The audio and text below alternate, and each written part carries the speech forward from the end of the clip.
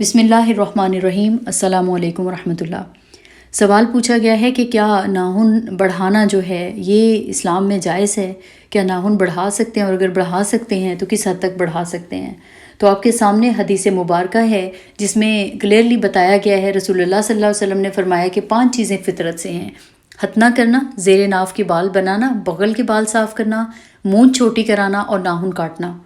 اب ناخن کاٹنا جو ہے اس کو فطری امور میں کیوں داخل کیا گیا ہے؟ کیونکہ ناخن جو ہے نا یہ نجاست اور میل کچیل کو جمع رکھنے کا ذریعہ بن جاتے ہیں، اور پھر اس سے طہارت بھی نہیں ہو سکتی پراپرلی، دیکھنے میں بھی برے لگتے ہیں، حیوانات کے ساتھ تشبیہ ہوتی ہے۔ اسلام بیسیکلی دین فطرت ہے۔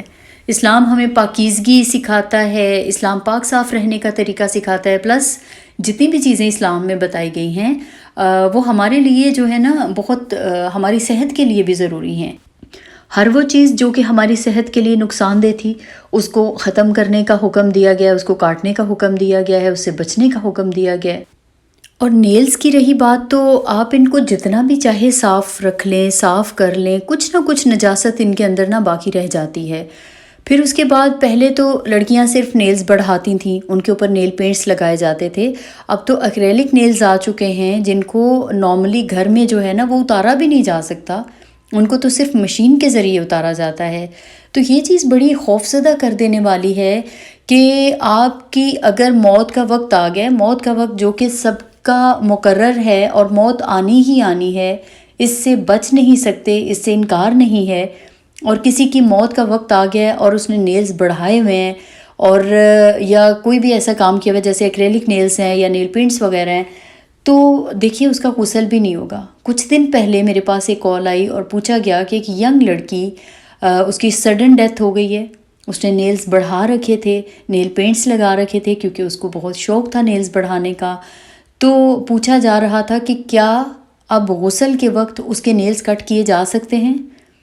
تو دیکھیے جب انسان کی ڈیتھ ہوتی ہے نہ تو اس کے ناخن کاٹ سکتے ہیں، اور اگر جیسا کہ آج کل جو ٹرینڈ چل نکلا ہے ایکریلک نیلز کا، ان کو تو گھر میں اتارا بھی نہیں جا سکتا۔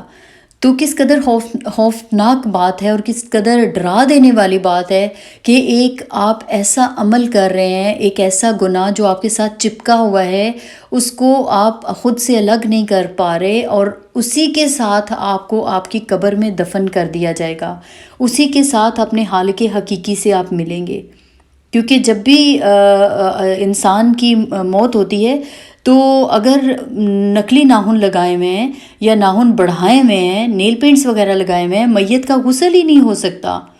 تو اگر اللہ کے سامنے جب جانا ہے، آپ سوچیں کس منہ سے جائیں گے؟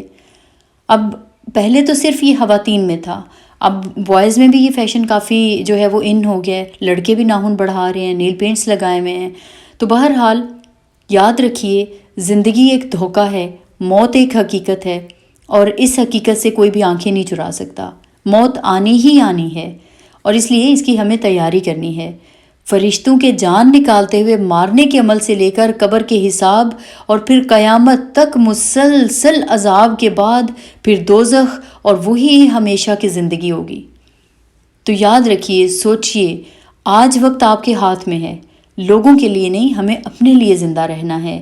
یہ زندگی اللہ کی رضا کے لیے ہوگی تو دنیا میں بھی ہمیشہ کے لیے اللہ کی رضا ہوگی، اور پھر آخرت میں جنت میں ہمیشہ ہمیشہ اللہ کی رضا، اللہ کا دیدار اور اللہ کا قرب نصیب ہوگا۔ اللہ تعالی ہمیں اللہ کے حکموں پر چلنے والا بنا دے۔ اللہ تعالی ہمیں قرآن و سنہ کے مطابق اپنی زندگیاں گزارنے کی توفیق عطا فرمائے۔ وما علینا الا البلاغ۔ أسرر قلبي وجئت ألقي